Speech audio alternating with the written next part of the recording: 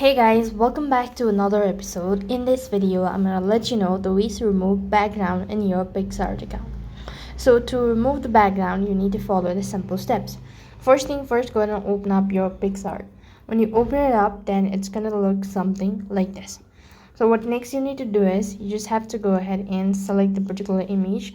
Let me go ahead and select the one. Now let's say this is the particular image. Now if you want to go ahead and remove the background, so now what you can do is you could go ahead and resize the frame if you want, and then you could go ahead and go to remove BG, which means remove background.